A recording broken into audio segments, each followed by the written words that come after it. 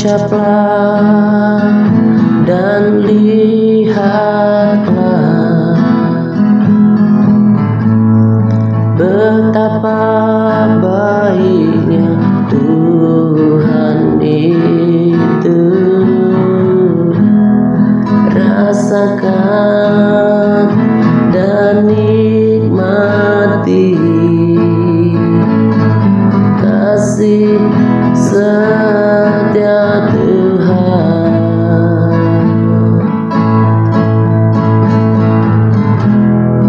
Kecaplah dan lihatlah betapa baiknya Tuhan itu.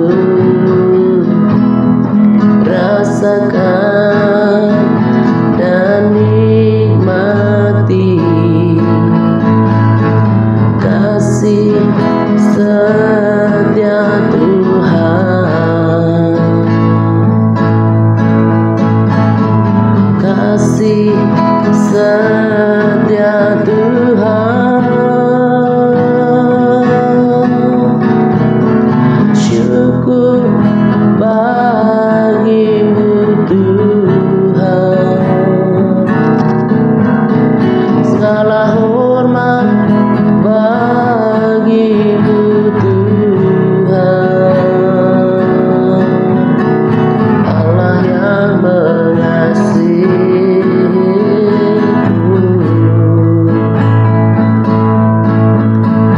Allah yang memeliharaku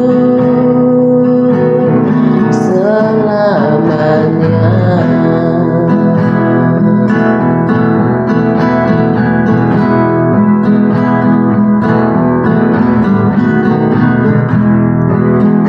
Kecaplah dan lihatlah betapa baiknya Tuhan itu. Rasakan dan nikmati kasih setia Tuhan.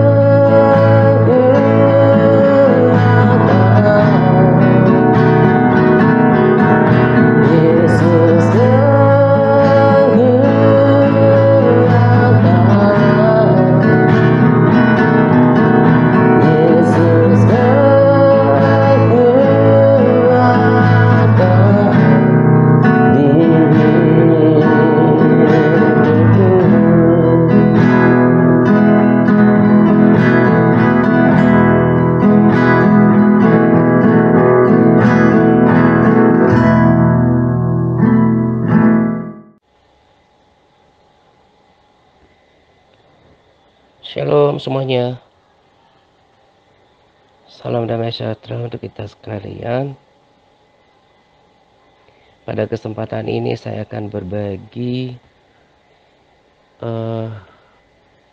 berkat rohani yang sangat luar biasa. Sebetulnya apa yang saya hendak bagikan saat ini adalah rema gitu. Tapi saya pakai istilah sebagai berkat rohani karena sangat sangat memberkati, kemudian sangat luar biasa gitu ya. Karena pengertian ini adalah pengertian ilahi gitu. Jadi berkali-kali saya katakan bukan karena kecakapan, bukan karena kepintaran saya untuk kemudian bisa memahami ini gitu ya. Tetapi sungguh saya yakin ini adalah pesan dari Tuhan melalui Roh Kudus-Nya yang berbicara ketika saya baca firman gitu. Dan kemudian ada juga peneguhan lewat video kesaksian gitu ya. Jadi baru-baru ini saya dibuat mengerti gitu ya, dibuat mengerti, kemudian memahami, mengerti dan memahami dengan penuh kesadaran gitu ya, dan juga disertai ada keyakinan gitu bahwa ini daripada Tuhan, karena selain membawa damai sejahtera tetapi juga membangkitkan semangat dan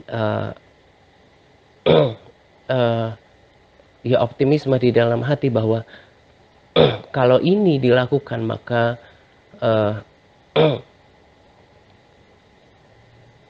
dilakukan oleh setiap kita gitu ya, maka Tuhan akan berpihak kepada kita, hidup kita akan kemudian berkenan, dan saya sangat percaya surga itu milik kita gitu ya. Kalau kita selalu bersekutu sama Tuhan, maka Tuhan akan selalu mengajar kita, memberikan kita pengertian gitu. Ketika awalnya ketika berdiam diri gitu ya di hadirat Tuhan, saya terlalu sering untuk tanya sama Tuhan apa yang saya bisa belajar dari setiap peristiwa, terus apa yang Tuhan pengen buat saya mengerti gitu ya. Nah, belakangan ini saya sangat mengerti bahwa tentang standar kebenaran dan kekudusan Tuhan gitu. Apa yang saya ngerti ini juga didukung oleh bukan cuma satu video gitu ya, tapi beberapa video kesaksian yang selalu berbicara tentang holiness gitu. Dan juga live in the righteousness, hidup dalam kebenaran. Jadi satu yang saya pengen kasih tahu untuk kita semuanya, dan saya percaya bahwa apa yang saya dapatkan ini harus dibagikan supaya menjadi berkat bagi setiap orang yang mendengarkannya gitu ya. Bahwa kebenaran Tuhan itu dan kekudusan Tuhan itu tidak bisa dikompromikan sedikit pun. Sedikit pun nggak bisa. Nah, tapi kemudian kita yang ingin hidup dalam kebenaran dan kekudusan kan oleh kelemahan manusia kita, atau mungkin ketika daging kita masih berontak kan nggak selalu sempurna. Tapi kemudian kebenaran ini, kekudusan ini akan bisa menjadi sempurna oleh pertobatan. Saya berharap setiap kita ngerti gitu ya. Jadi maksudnya seperti ini. Ketika kita mau berkomitmen, yang penting kita punya kemauan, punya komitmen, punya tekad. Kita mencoba untuk hidup dalam kebenaran. Tuhan melihat hati kita, bagaimana kita punya determination, kita punya tekad untuk uh, uh, uh, uh, uh, seorang yang determined, bertekad untuk hidup benar, hidup kudus, gitu kan? Ada kan Roh Kudus menjadi penolongnya. Tuhan melihat hati kita. Nah, ketika kita berjuang untuk hidup benar, ini harus ada kata kunci loh, berjuang, bertekad. Artinya sudah dengan seperti yang firman Tuhan katakan, mengasihi Tuhan dengan segenap hati, segenap jiwa, segenap akal budi, kekuatan kita, kita udah mencoba gitu ya. Tapi kalau ternyata kita sadar belum hidup benar, tapi kita udah mencoba, belum betul-betul kudus, maka pertobatan akan membuat tekad kita itu menjadi sempurna. Nah, itulah kebenaran dan kekudusan yang sempurna. Yang menjadi masalah kan ketika orang nggak mau bayar harga, apalagi tidak mau dengan kesadaran penuh untuk menolak atau mengeraskan hati. Itu yang menjadi problem di hadapan Tuhan. Nah, jadi tidak boleh seperti apa yang saya bold pada Capas.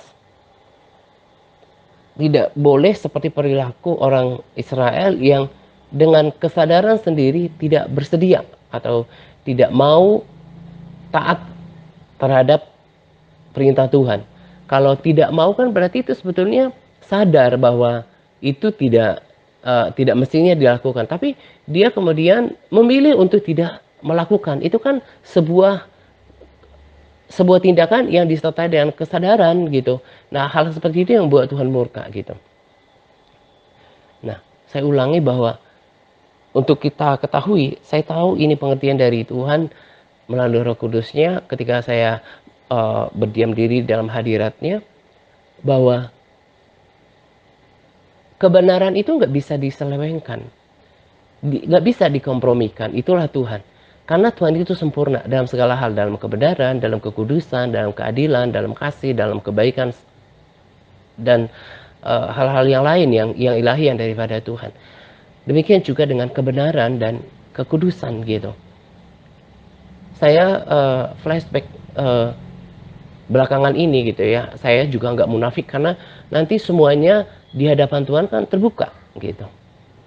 Nah, biarlah oleh keterbukaan saya di hadapan Tuhan lewat pertobatan, akhirnya itu tidak menjadi hukuman bagi saya nanti gitu ya.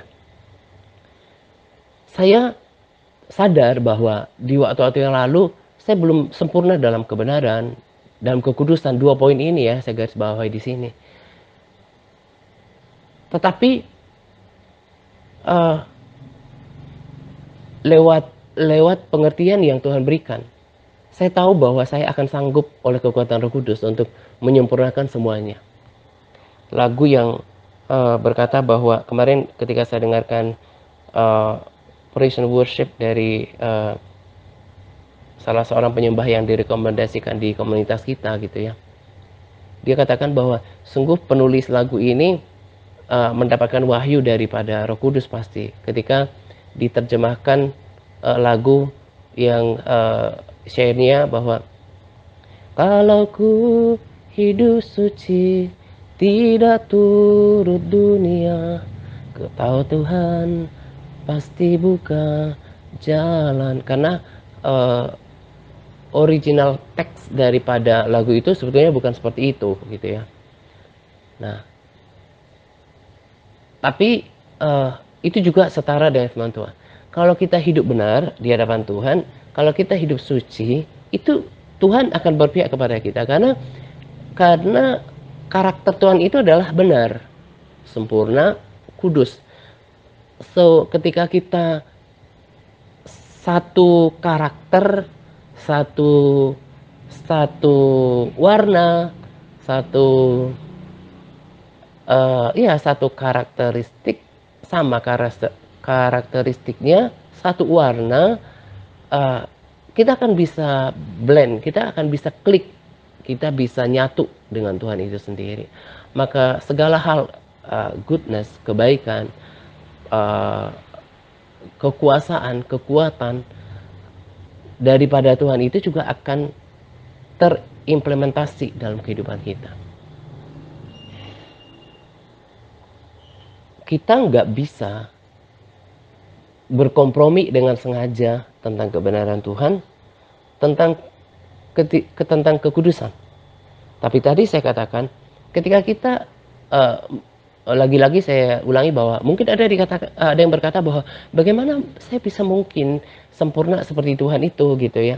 Makanya Tuhan itu kan nggak berdosa, tapi Tuhan sangat baik memperlengkapi kita, menyempurnakan niat kita untuk hidup benar itu, niat kita untuk hidup tulus itu dengan adanya pertobatan kita. Tapi dengan catatan bahwa nggak ada kesengajaan untuk nggak taat, nggak ada kesengajaan untuk berkompromi dengan kekudusan itu sendiri. Itu poin yang sangat penting yang saya mau garis bawahi untuk kita, bahwa kalau mau sungguh-sungguh mau ikut Tuhan, ikut dengan sungguh gitu ya. Makanya selalu saya bilang, kalau mau ikut Tuhan sekalian gitu ya. Kalau mau taat, udah tahu perintah ABC gitu ya. Semuanya yang saya sampaikan dari pembacaan firman gitu ya. Ya taat sekalian gitu. Karena tadi saya katakan bahwa sebagaimana kebenaran itu nggak bisa dikompromikan. Kekudusan itu nggak bisa dikompromikan dengan sengaja. Maka demikian juga dengan kita gitu ya. Kita udah tahu perintah Tuhan dalam segala hal lah yang saya sudah bagikan gitu ya dari firman Tuhan. Kalau kita tebang pilih gitu ya, kita pilih apa yang enak bagi kita, yang nggak merugikan buat kita, maka itu juga sama. Kita berkompromi dengan kebenaran, maka kebenaran yang kita lakukan itu tidak dianggap sama Tuhan. Ada dasar firman-Nya. Yakobus 2 ayat 10 kan. Kita udah belajar bahwa kalau kita hanya taat sebagian, maka ketaatan sebagian kita itu juga tidak akan berarti apa-apa. Maka kalau masih ada kesempatan, ini komitmen saya sama Tuhan bahwa, dan saya nggak berapa lama gitu ya, saya perbaiki gitu, saya benahi dengan kebenaran hidup saya, kekudusan hidup saya. Gak lama kehadiran Tuhan itu semakin nyata gitu ya, hadiratnya, penyertaannya gitu ya, damai sejahteranya itu melingkupi kita. Karena Tuhan itu kan seperti yang kemarin saya katakan juga dalam memuaskan hasrat Bapa. Si Tuhan itu juga sendiri, si Bapa kita itu juga sendiri kan sebetulnya pengen dekat-dekat dengan kita. Tapi kita memisahkan kehadirannya dengan apa? Dosa, ketidaktaatan, dan juga ketidakkudusan, kecemaran, kenajisan. Makanya ketika kita, memang ada kalanya ketika kita, memang ada kalanya Tuhan membuktikan kesetiaan kita gitu ya.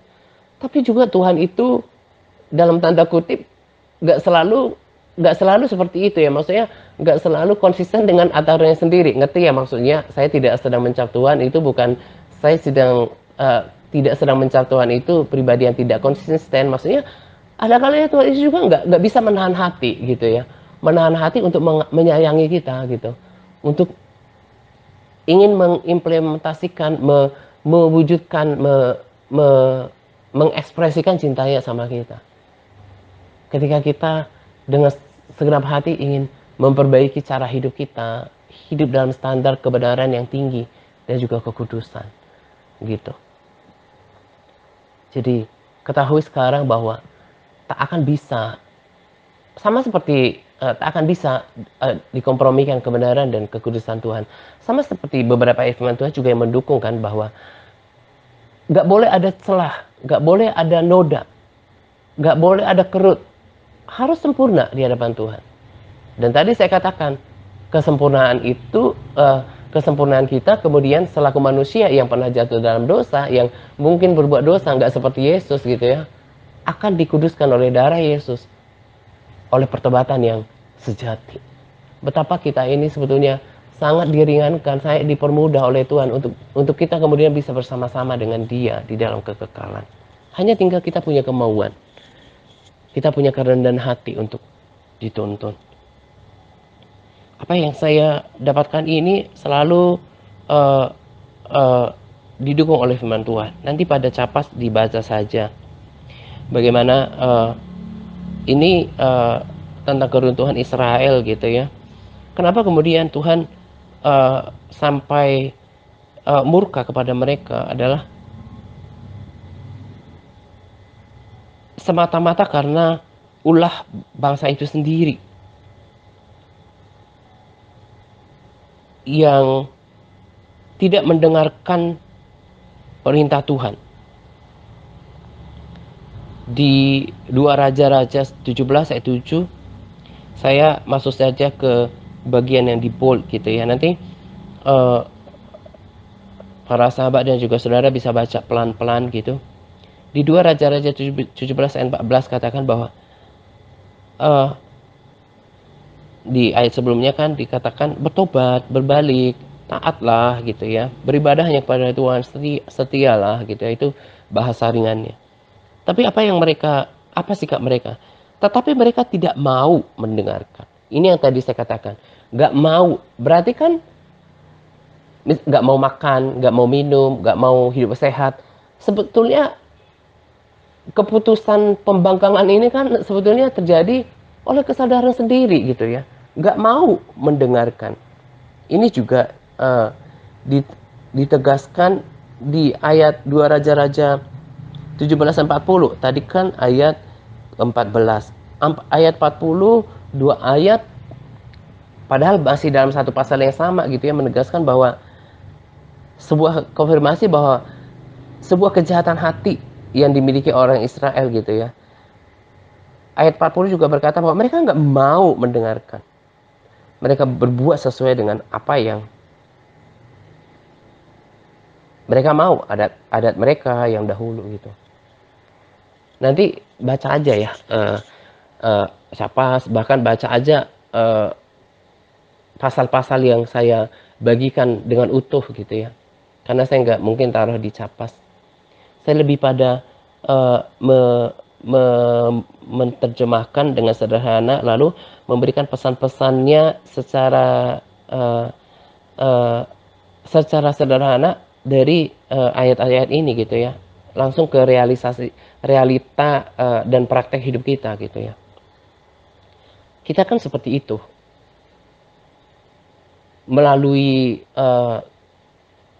guru dalam pelayanan ini gitu ya. Saya selalu langsung teringat pada tuntunan TRC gitu ya, tentunya yang seturut dengan firman Tuhan.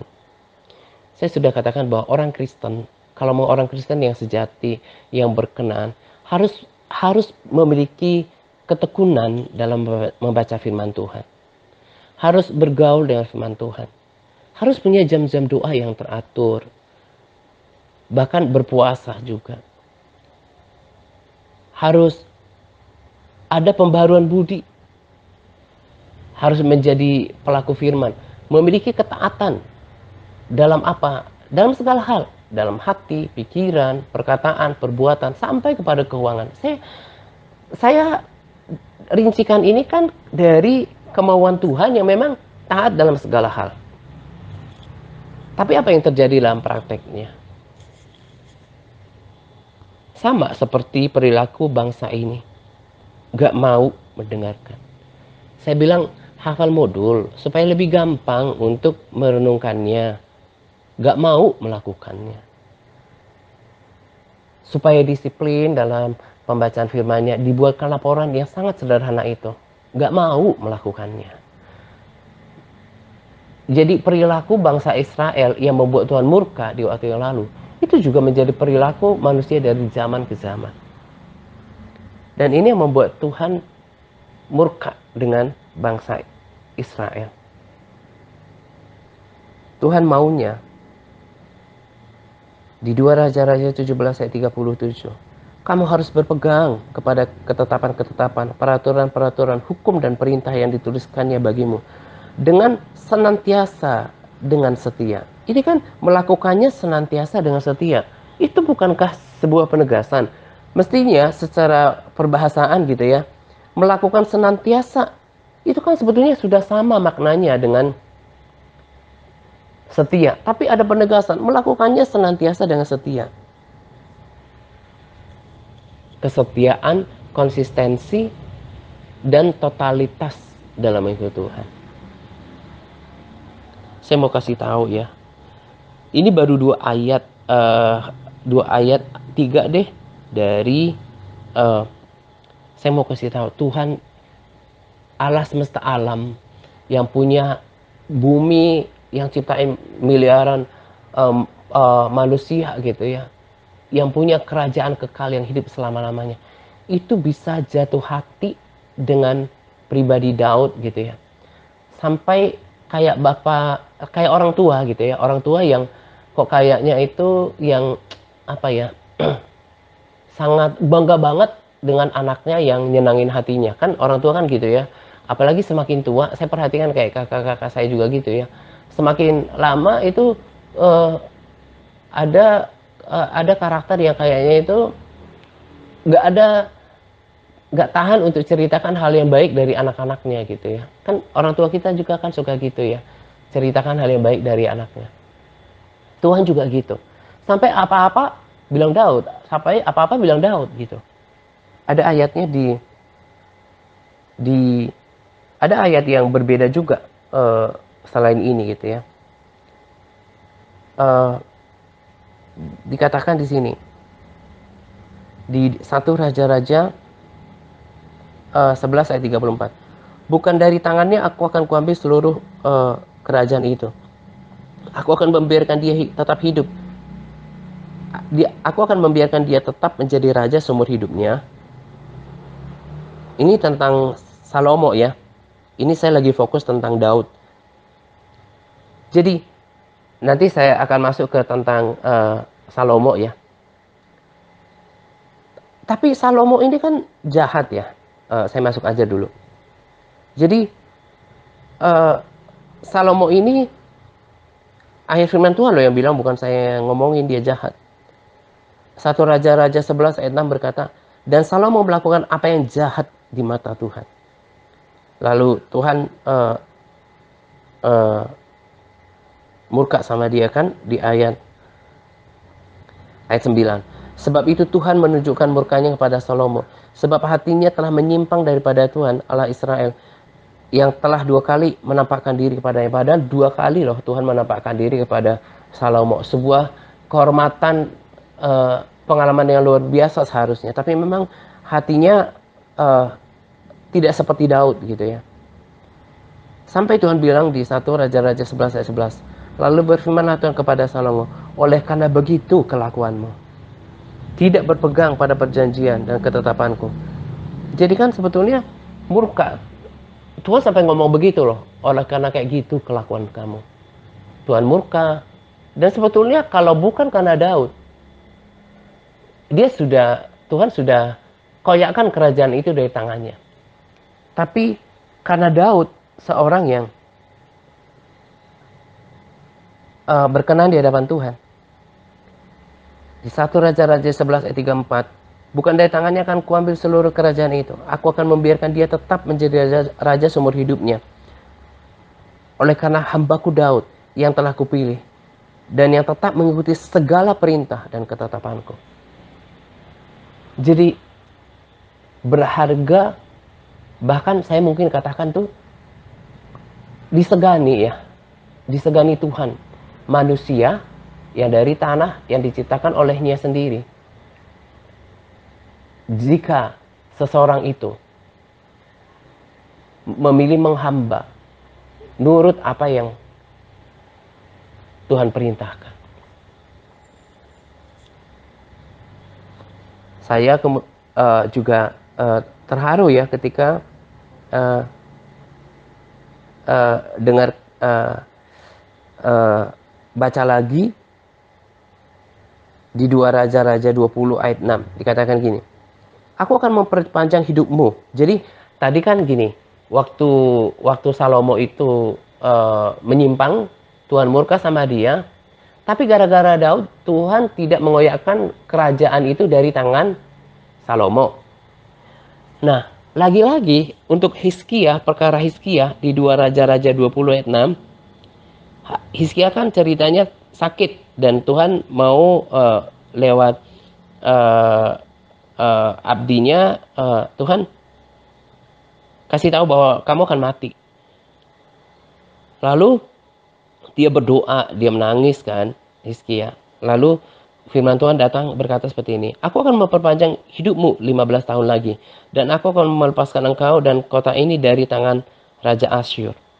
Aku akan memagari kota ini oleh karena aku dan oleh karena Daud hambaku. Jadi apa-apa terseret yang positif ya, terbawa dari Tuhan nama Daud. Oleh seorang benar ketika Abraham ingin bersyafaat untuk Sodom dan Gomora. Tuhan mempertimbangkan kemusnahannya. Tuhan cari orang benarnya.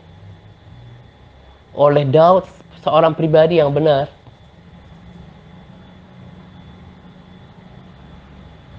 masa depan kerajaan pemerintahannya Salomo terjamin. Demikian juga dengan kota umat pilihan Tuhan itu terjaga. Selalu Tuhan bawa nama Daud. Betapa nama Daud itu manis dalam pembicaraan Tuhan gitu ya.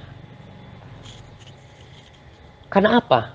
Ini ayat yang sudah kita tahu di Kisah Para Rasul 13 ayat 12 kan ayat hafalan kita. Setelah Saul disingkirkan Allah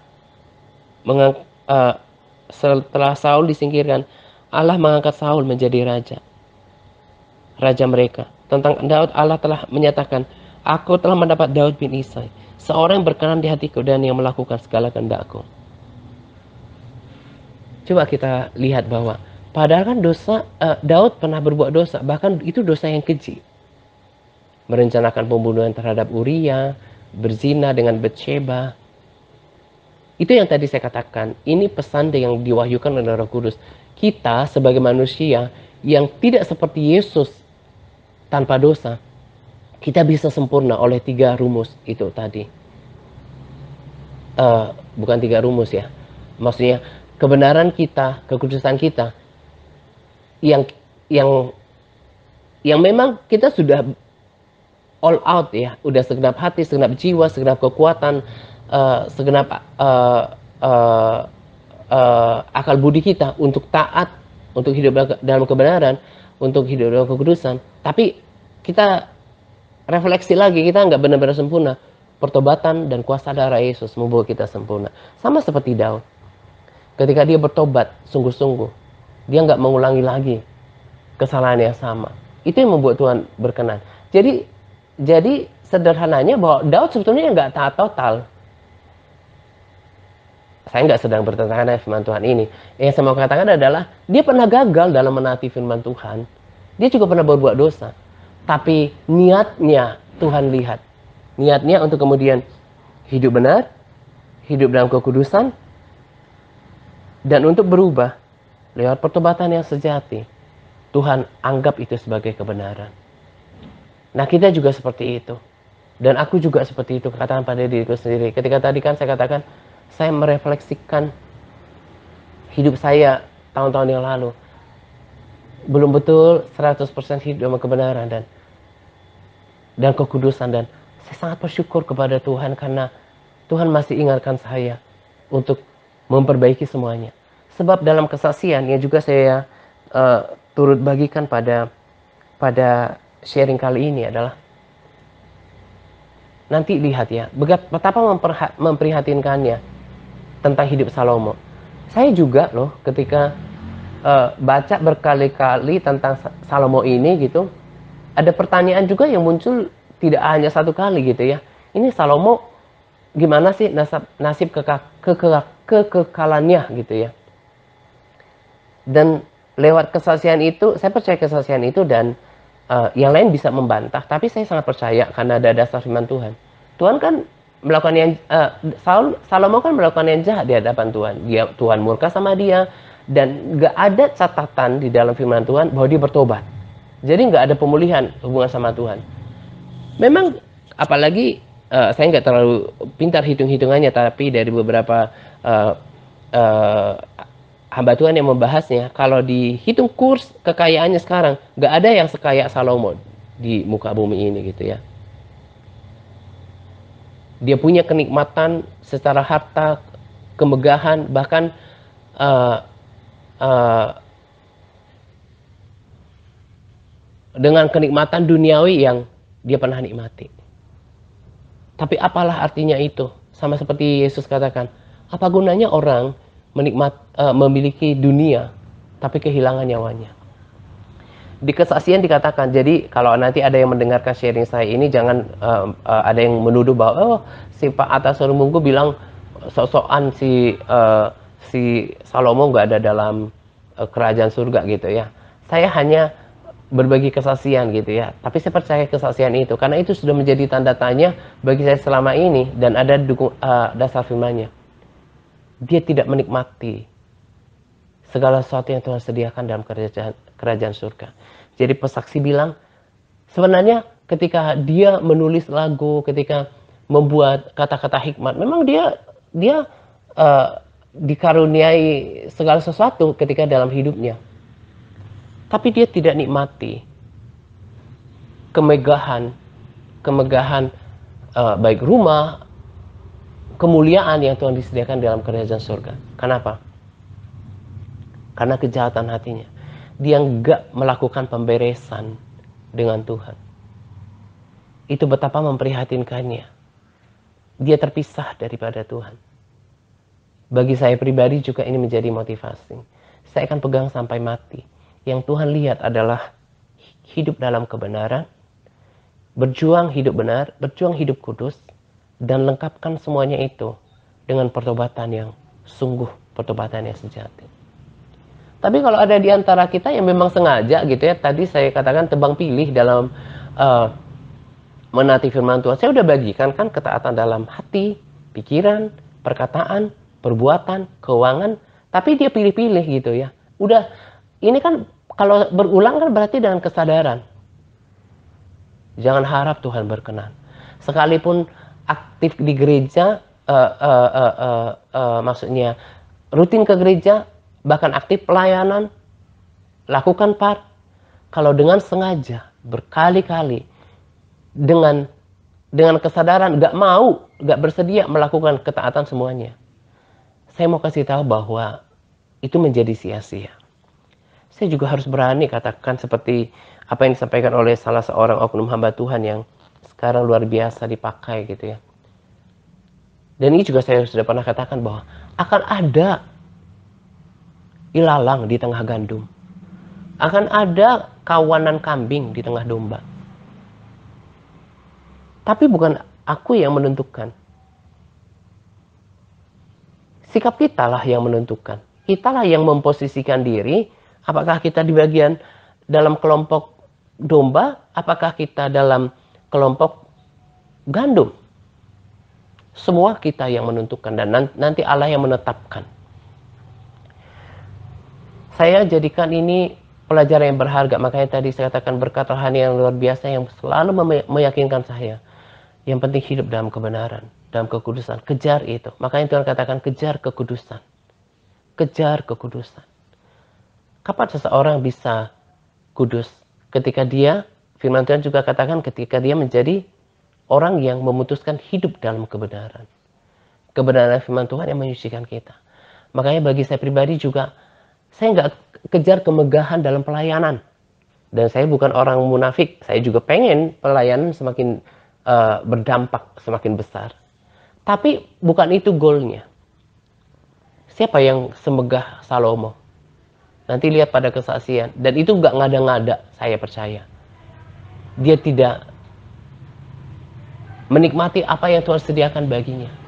Karena dia tidak bertobat. Dia tidak taat, dia tidak berpegang pada perintah Tuhan.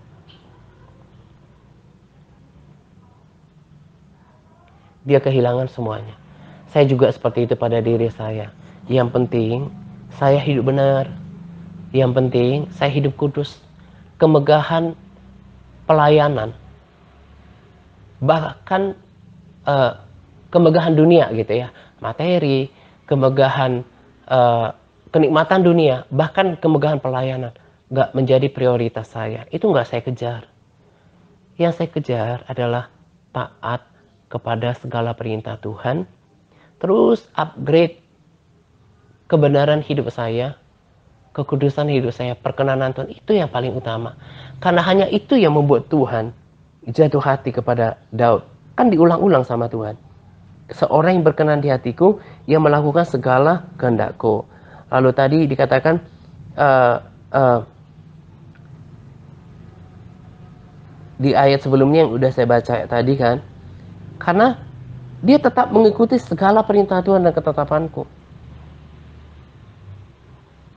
Itu yang paling utama. Makanya selalu mulut saya gak pernah berhenti dari dulu katakan, kalau mau taat sekalian. Jangan katakan, oh berat melakukan ini, keadaannya lagi seperti ini. Itu namanya kompromi. Jangan sampai sia-sia.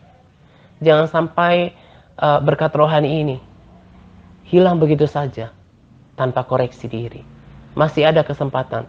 Selagi hayat masih dikandung badan, selagi masih ada nafas, masih ada kesempatan untuk berubah. Tapi jangan bilang, oh saya bertobat Tuhan, tapi loh kan masih punya waktu untuk memperbaiki. Tapi kalau katanya bertobat tapi masih berkompromi dengan ketidaktaatan itu kan sama dengan mempermainkan Tuhan.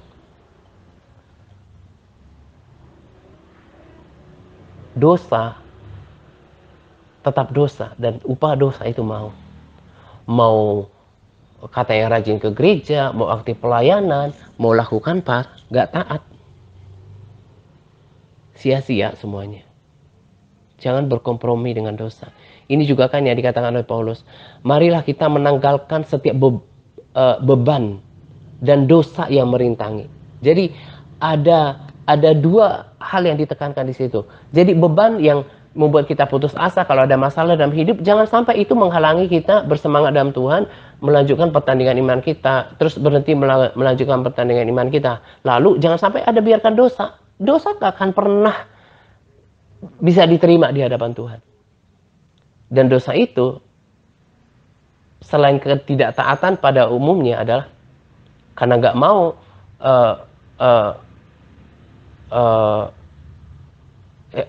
selain pada umumnya tidak mengikuti kebenaran adalah yang tadi itu, gak mau melakukan.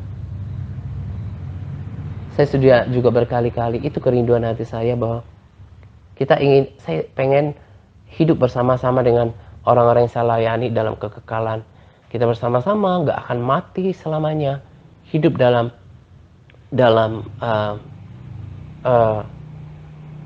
kemuliaan Tuhan gitu. Tapi untuk kita bersama-sama harus sama dengan prinsip yang ditetapkan oleh firman Tuhan. Harus taat kepada segala perintah Tuhan. Dan kalau kita semakin menyesuaikan hidup kita dengan karakteristiknya Tuhan, hidup benar, sempurna oleh pertobatan kita, dan sempurna oleh kita yang mau berubah gitu ya, berjuang untuk hidup benar dan kekudusan, maka kita akan semakin dekat sama Tuhan. Di sini juga saya akan tambahkan, dan ini pengulangan, bahwa ketaatan para sahabat dan juga saudara itu, ya saya yakin itu akan terlihat daripada ketaatan terhadap otoritas rohani. Karena gak mungkin bisa mengasihi Tuhan yang tidak kelihatan, sedangkan mengasihi orang yang kelihatan juga gak bisa. Gak mungkin bisa taat kepada Tuhan yang tidak kelihatan kalau dengan otoritas rohani yang kelihatan, yang bersuara seperti dirinya juga gak bisa ditaati. Apalagi kalau sampai hatinya itu kesel sama atau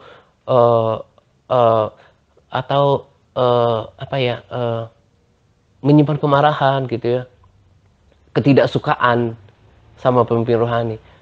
Itu mah bagi saya itu udah jadi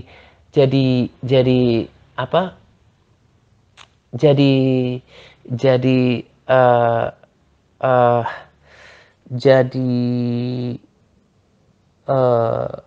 petunjuk buat saya bahwa ini memang gak taat sama Tuhan. Itu udah jadi, buat saya pribadi ya, itu udah jadi tanda bagi saya bahwa ini gak taat sama Tuhan.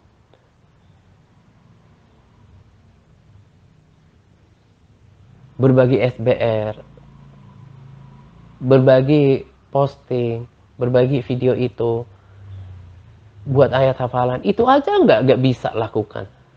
Apakah perintah yang saya bagikan itu lebih berat daripada perintah Tuhan untuk dalam kekudusan taat total? Enggak kan? Sayang kalau tanggung. Tuhan nggak ada yang, di hadapan Tuhan nggak ada yang nggak masuk yang tanggung-tanggung. Kiranya melalui sharing ini kerinduan hati saya. Kita mempergunakan kesempatan yang ada. Karena Tuhan sangat mengasihi kita dan selalu ingin mengingatkan kita. Selagi ada kesempatan. Dan jangan lalai untuk bertobat. Di dalam video dikatakan, jangan sampai menunda pertobatan. Sebab kita nggak tahu apakah hari esok masih ada kesempatan untuk bertobat. Baik pertobatan harian, maupun pertobatan yang sungguh-sungguh mau berubah gitu ya. Misalnya bertobat ada ketidaktaatan yang atau dosa yang selama ini dilakukan. Sungguh-sungguh bertobat, selesaikan sekarang. Karena Tuhan itu baik. Tuhan sediakan pengampunan. Ada masa untuk bertobat. Ada darah Yesus yang menyucikan. Asal kita dengan hati yang hancur untuk bertobat dan membereskan semuanya. Ini kerinduan hati saya dan kiranya kita bisa belajar dari firman Tuhan. Kita bisa belajar dari bangsa Israel, bahkan Salomo sekalipun. Kehilangan semuanya. Karena dia tidak membereskan hubungannya sama Tuhan. Untuk apa semuanya itu? Berapa puluh tahun dia nikmatin semuanya. Hanya sesaat saja, tapi dia kehilangan kebersamaan. Kemegahan bersama dengan Tuhan. Saya sungguh bersyukur untuk peringatan ini untuk diri saya. Saya semakin yakin, saya tetap aman dengan panggilan saya. Saya tetap aman dengan kekristenan saya. Saya semakin yakin bahwa kalau saya tidak berkompromi dengan kebenaran, gak kasih celah, dan kemudian saya mengejar kekudusan itu setiap saat. Berjuang untuk taat dalam segala hal dan bertobat dengan hati yang tulus ketika saya tahu saya belum sempurna. Ketika saya mati, saya akan bersama dengan Tuhan. Itu yang kita kejar di dalam hidup ini. Sebab kita nggak tahu kapan masa hidup kita akan berakhir, kapan Tuhan akan datang. Jadi jangan main-main dengan kebenaran. Yang selama ini para sahabat yang nggak taat, saatnya untuk taat. Taat dalam segala hal. Jangan berpikir pelayanan ini ambil manfaat daripada dirimu. Lakukan segala sesuatu seperti untuk Tuhan. Dan untuk saudara yang di internet, lakukan dengan setia parnya. Mulai memiliki kerendahan hati untuk taat menghafal modul. Berpuasa. Dan saudara yang di TRC group, WA dan juga kalau mungkin di sharing group, dengerin gitu ya. Jangan keraskan hatinya untuk gak mau baca firman. Sebab terlalu mengerikan kalau gak ada kesempatan lagi. Orang Kristen itu harus baca firman. Karena firman itu yang akan menasehati kita bagaimana berubah. Lalu kita semakin mengenal Tuhan dari pembacaan firman Tuhan itu. Saya juga kan gak sekolah teologi ya. Tapi saya bisa memberikan makanan rohani itu semua karena saya bertekun membaca firman Tuhan. Ketemu sama Tuhan lewat pembacaan firman Tuhan, lewat doa yang konsisten. Saya bilang, Tuhan, aku sangat mencintai Engkau gitu. Saya mengasihi Engkau, saya sangat berterima kasih kepadamu. Kebaikan-kebaikan Tuhan yang justru gak ternilai itu adalah ketika mendapatkan suara Tuhan dan hati Tuhan yang seperti ini. Dan saya mau mengejar itu. Berapa lama lagi umur saya ini? Saya nggak mau menyesal nanti karena penyesalan di bumi pun tidak akan pernah bisa diperbaiki. Apalagi kalau menyesal kekal. Teruslah bersemangat para sahabat setia saya. Ikuti teladan Daud. Itu juga yang saya teladani. Taat total. Gak ada artinya bahkan materi pun. Gak bisa dibawa keluar.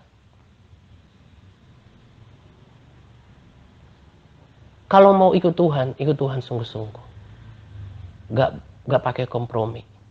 Sekalipun ada catatan baik dari Salomo, bahkan ada kitab-kitabnya, tapi karena kejahatan hatinya, karena kelakuannya nggak berpegang pada perintah Tuhan dan nggak ada pemberesan sama Tuhan.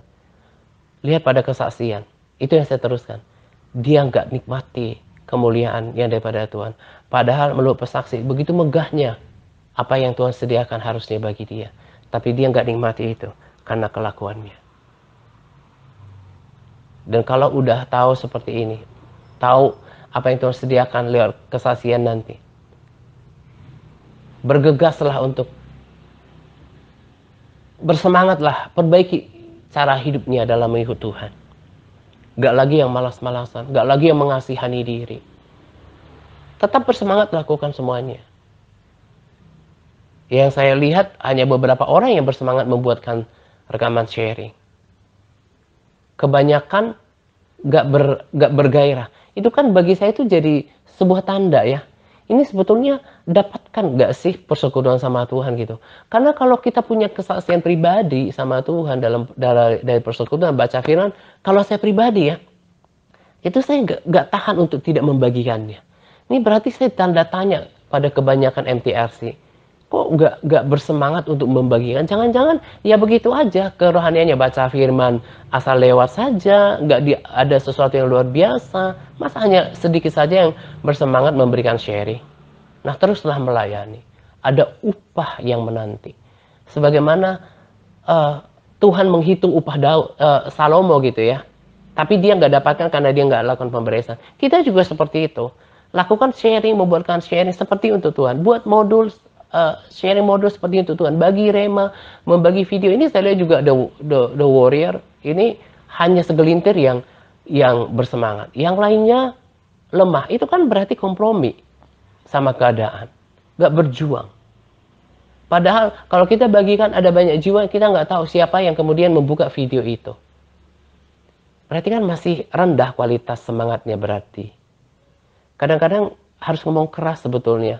Karena udah bertahun-tahun tapi gak semua yang punya motor penggerak motivasi dalam dirinya.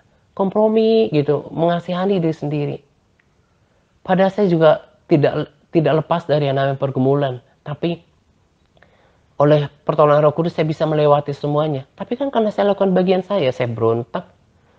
Saya tidak mau dikalahkan. Kalau kita nggak mau melawan, kita nggak jadi motivator bagi diri kita sendiri, ya kita akan terpuruk gitu loh. Hanya beberapa orang yang tetap bersemangat untuk melayani. Lakukan itu dan Tuhan hitung pelayanan kita. Sekalipun nggak dianggap orang, nggak dihargai dengan respons atau apapun bentuknya. Tuhan tidak pernah berhutang. Apapun yang kamu lakukan, lakukanlah seperti untuk manusia. Apapun yang kamu perbuatlah seperti untuk Tuhan dan bukan untuk manusia. Kamu tahu dari Tuhan kamu akan menerima upah, menerima bagian yang ditentukan sebagai upah. Itu kan Tuhan akan berpegang sama perintahnya dia. Firman-Nya Tuhan jamin. Jadi apapun yang kita lakukan akan selalu ada upah dalam kekekalan nanti. Nah ini kebanyakan orang ini kadang-kadang kan saya bilang keras gitu ya. Kok kayaknya itu semangatnya itu rendah gitu. Gak bergerak. Makanya saya kadang pertanyakan ini parnya ini gimana ya. Karena harusnya kan ada semangat yang meluap-luap untuk bagikan sharing. Padahal udah ada tuntunan modul. Nah kalau nggak ada tuntunan modul pun kan dikasih kesempatan untuk membagi rema. Tapi nggak mau berdampak. Nggak mau menunjukkan bahwa saya ini sudah dibekali dengan kebenaran firman Tuhan, dengan pengajaran gitu. Jadi harus bangkit. Punya rasa malu terhadap diri sendiri, terhadap komunitas kita, terlebih di hadapan Tuhan. Bangun kualitas yang akan membuat dirimu bangga di dalam kekekalan. Itu yang saya mau lakukan. Memang daging nggak enak. Tapi Tuhan itu baik dan selalu melimpahi dengan kekuatan dan penghiburan ketika kita bersedia. Nah kiranya berkat rohani ini memotivasi kita, memperingatkan kita. Ada peringatan tadi saya bagikan di sana. Dan kemudian memperbaiki sikap hidup kita, membuat kita semakin bersungguh-sungguh dalam mengikut Tuhan. Pilihan ada tetap di tangan masing-masing. Kalau saya tetap nggak mau bangkit, nggak mau melakukan, risiko tanggung sendiri. Sebab Tuhan adil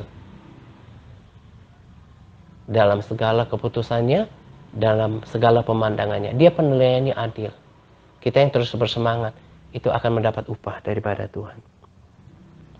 Nah, ini saja yang saya mau bagikan pada kesempatan ini. Selamat menjelang 2 pagi untuk kita sekalian. Semangat berpuasa kepada all MTRC yang terus bersemangat dalam berpuasa. Semangat par. Tuhan Yesus memberkati kita senantiasa. Amin.